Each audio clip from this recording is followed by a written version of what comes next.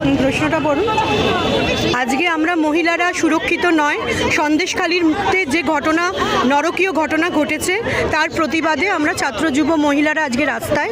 আপনার মনে হতেই পারে যে আমরা কেন এই কলকাতার রাস্তায়, কারণ আমরা মনে করছি যেটা আজকে সন্দেশখালিতে হয়েছে সেটা কালকে আমাদের কলকাতায় বিভিন্ন অঞ্চলে জেলায় ঘটতে পারে, সেই জন্য এই অন্যায়ের বিরুদ্ধে প্রতিবাদের করতে আমরা রাস্তায়।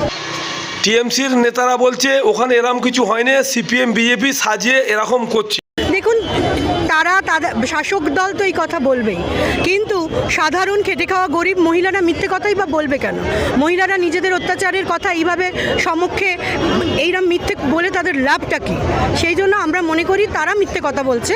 অন্যায় মহিলাদের ওপর হয়েছে, এতদিন তারা সহ্য করেছে, আজকে সহ্যের বাঁধ ভেঙে গেছে, তাই তারা আজকে রাস্তা। সন্দেশখালি নিয়ে আপনারা কি দাবি রাখছেন? আমরা দাবি রাখছি মহিলাদের সুরক্ষা, তাদের উপর যে অন্যায় অত্যাচার হয়েছে তারা যারা করেছে তারা শাস্তি পাক।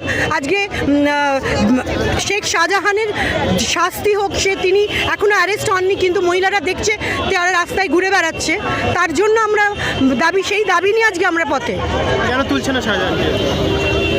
নিশ্চয়ই শাসকের কিছু বিষয় আছে যেটা সামনে এসে গেলে আমাদের মহিলা নেত্রীর অনেক অসুবিধা হয়ে যাবে, সেটা তো বোঝাই যাচ্ছে। এটা সব সম্মুখে বলার প্রয়োজন হয় না কেন শেখ শাহজাহানকে তিনি তুলছেন না।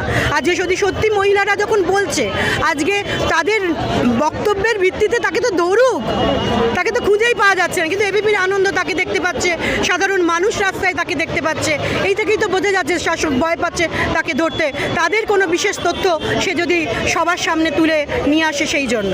কালকে দেখা যাচ্ছিল যে শাহজাহানের এক ভাই সিরাজ, তাকে স্থানীয় মহিলারা তাকে সেখান থেকে যেখানে ছিল সেখান থেকে তাড়িয়ে অন্য জায়গায় পাঠিয়ে দিচ্ছে, কি বলবে?